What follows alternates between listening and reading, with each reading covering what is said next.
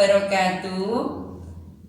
Anak-anakku sekalian, sebelum kita mengawali pembelajaran pada pagi hari ini, marilah kita buka bersama-sama dengan membaca doa basmalah.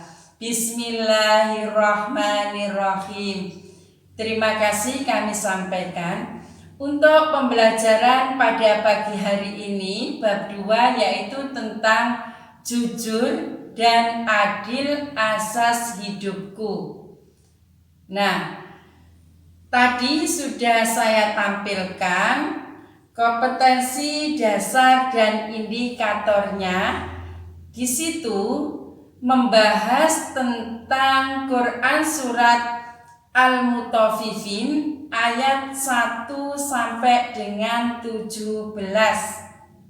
Nah, sekarang dibuka buku kalian, amati dan fahamilah Quran surat Al-Mutaffifin ayat 1 sampai dengan 17. Bismillahirrahmanirrahim.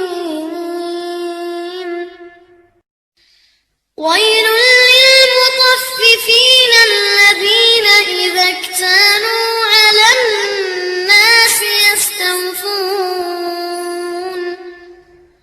wa idza kaluhum aw wazanuhum yukhsirun.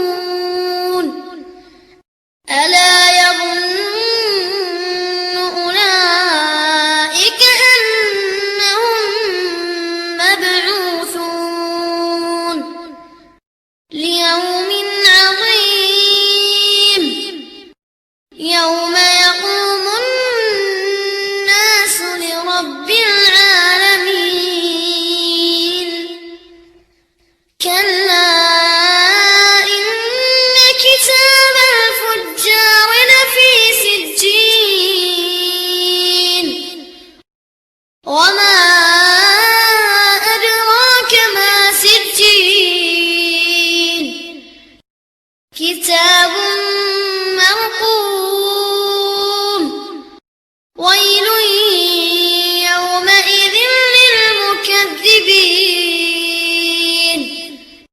الذين يكذبون بيوم الدين وما يكذب به إلا كل معتد أثيم إذا تتلى عليه آياتنا قال أساطير الأولين.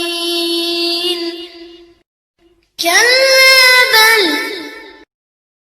ران على قلوبهم ما كانوا يكسبون. كلا إنهم عن ربهم يومئذ لمحجوبون ثم إنهم لصالو الجحيم ثم يقال هذا الذي كنتم به تكذبون.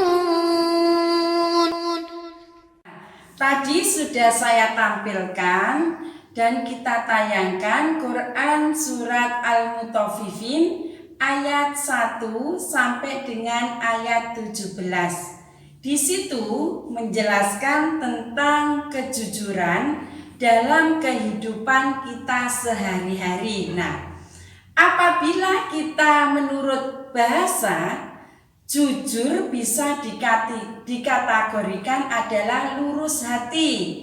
Yang kedua, bisa dikatakan tidak bohong. Yang ketiga, bisa dikatakan tidak curang.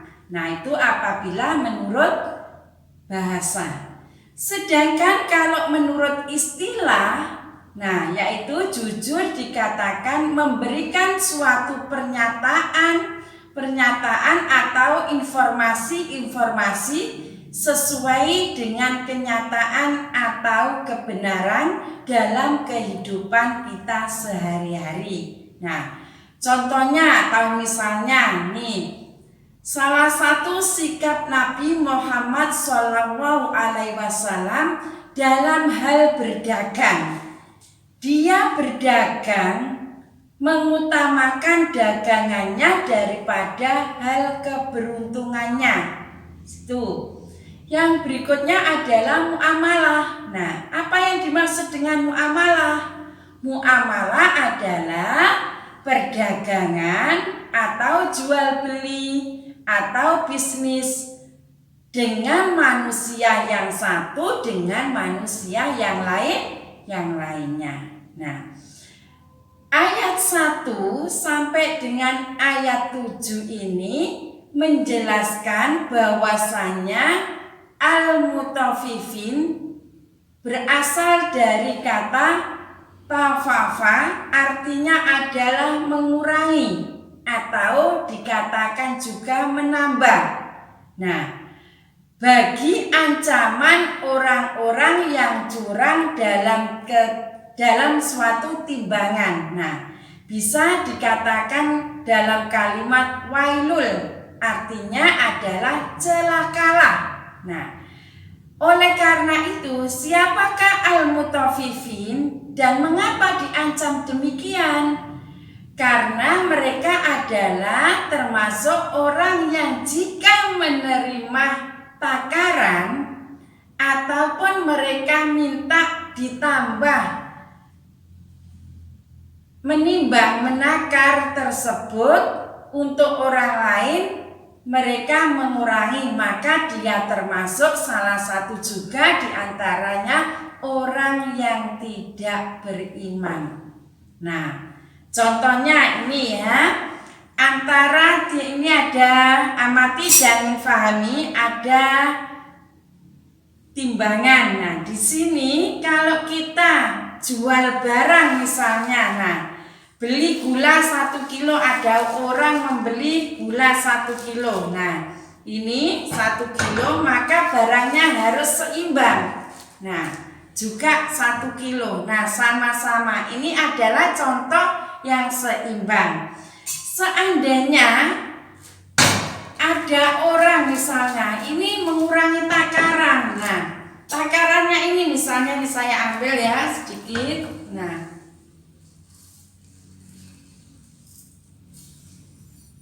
Nah, berarti kurang, maka ini tidak diperbolehkan dalam ajaran agama Islam. Karena apa? Tidak seimbang. Ini salah satu mengurangi takaran atau timbangan. Nah, kadang-kadang ini ditutup lagi ya, terus dicek di rumah misalnya, ditimbang tidak sesuai, maka ini adalah tidak diperbolehkan dalam ajaran agama Islam.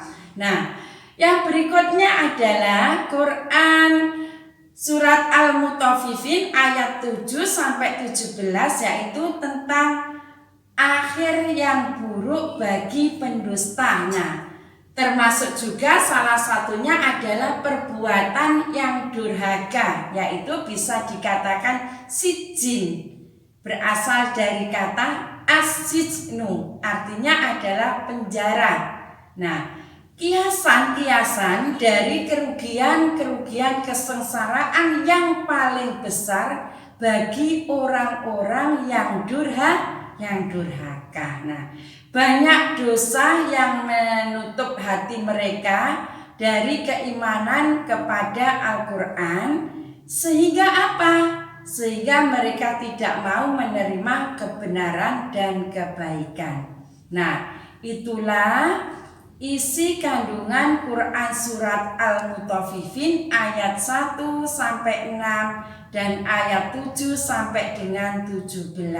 Nah, apabila ada kesalahannya mohon maaf, dan kita tutup dengan bacaan hamdalah. Alhamdulillahirabbil alamin. Wassalamualaikum warahmatullahi wabarakatuh.